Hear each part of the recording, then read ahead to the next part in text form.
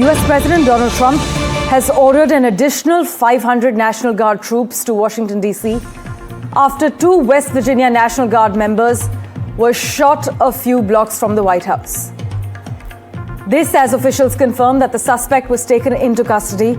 The suspect, accused of critically wounding 2 National Guard members in a shooting near the White House on Wednesday afternoon local time, is a man from Afghanistan as per reports. But this attack comes amid Mr. Trump's highly contentious deployment of troops to the nation's capital. Just last week, a federal judge had ordered a temporary suspension of the deployment, finding that it was likely illegal. But the Trump administration has asked for that decision to be blocked after this shooting.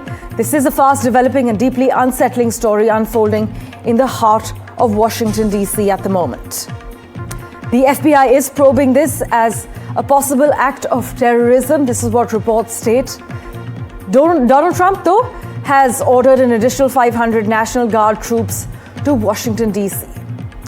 Tony Waterman joins us live from Washington, D.C. with all the latest details at this point. Tony, thanks so much for making time for us.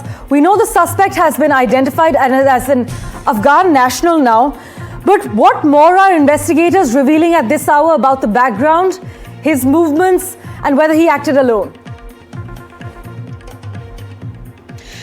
Well, U.S. officials have not themselves confirmed this identification of this individual. This is being reported in U.S.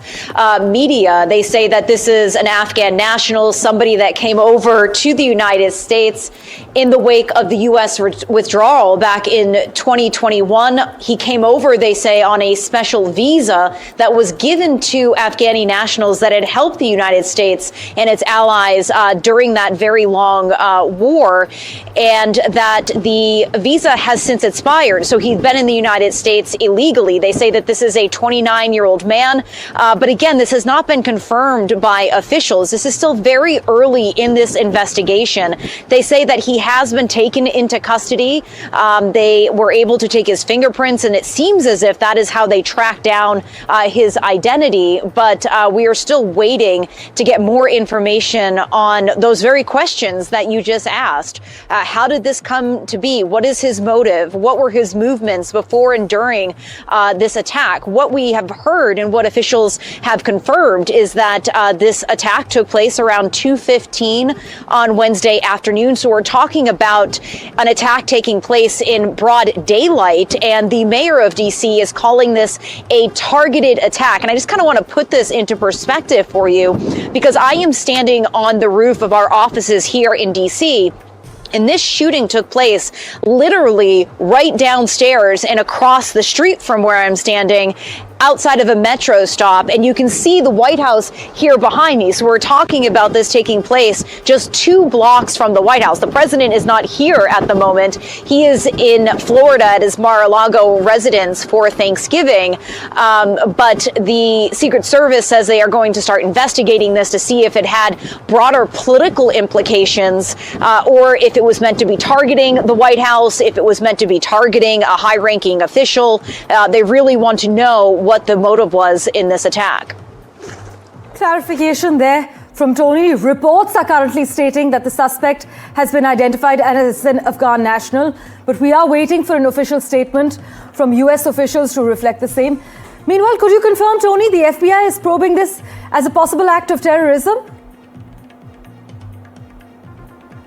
That is what the reports are saying right now. Okay. So this is kind of standard practice when it comes to attacks here in the United States. That is one of the things that is always looked into, whether or not this is a terrorist attack. Again, if this individual is confirmed to have been from Afghanistan, if he was here in a special visa and overstayed it, I mean, there could be a lot of,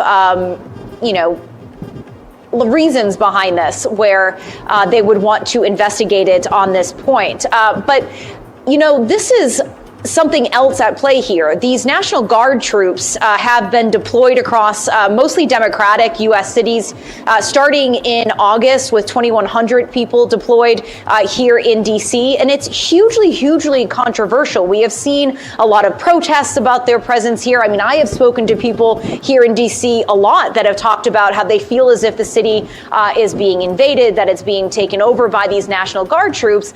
The president and the Trump administration has said that this is all about law and order. This is about deterring crime in these cities.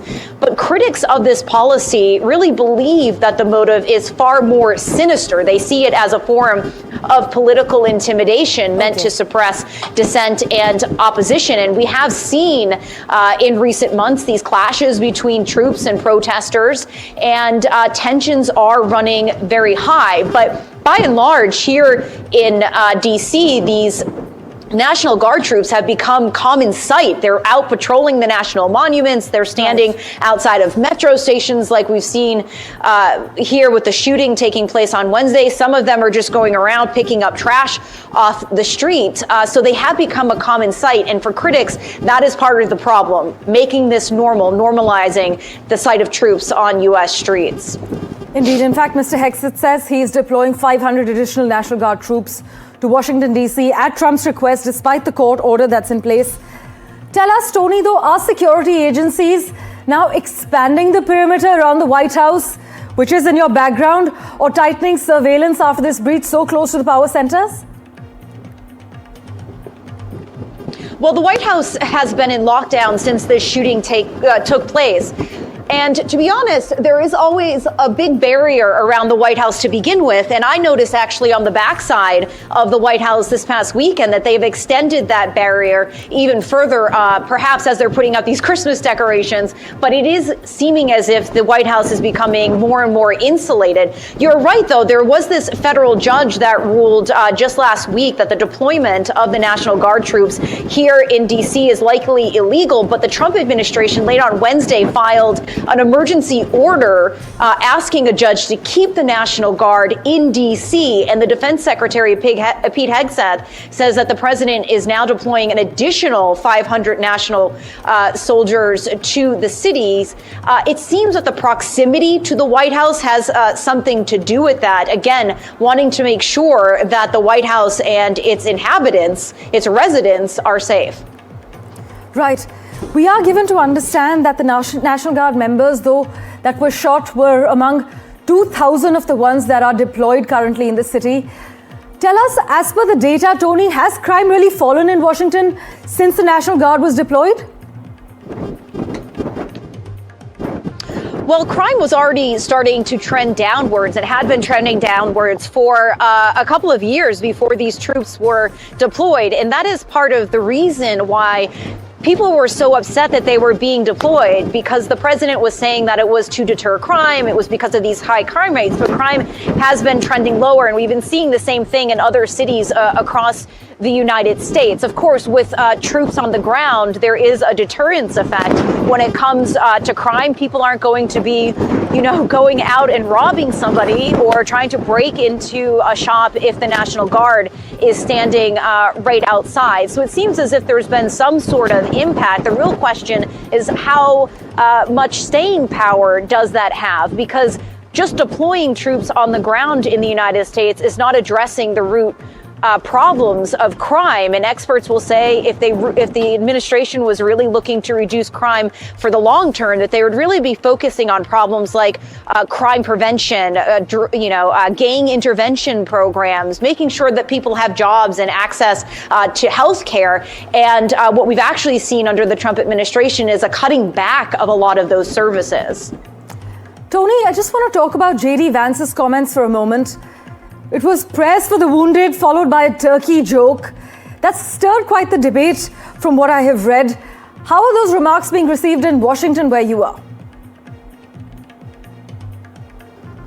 Well, there's a lot of people that are questioning those remarks. And also, I mean, the J.D. Vance came out and was really talking about, the service that these National Guard troops perform here in the United States, that they're sort of at the spear of safety here in the U.S. And that has really been what we have seen from the Trump administration. They are very pro-military. We have seen a doubling down from the defense secretary when it comes to these troops. And certainly the president has come out on social media. He's calling this alleged suspect an animal, saying that justice is going to be served. If it comes to pass that one or both of these National Guard troops were to pass because of their injuries, which seem to be very, very severe at this point, we're talking about potential death penalty for this individual here in D.C., something that is completely uncommon and rare taking place.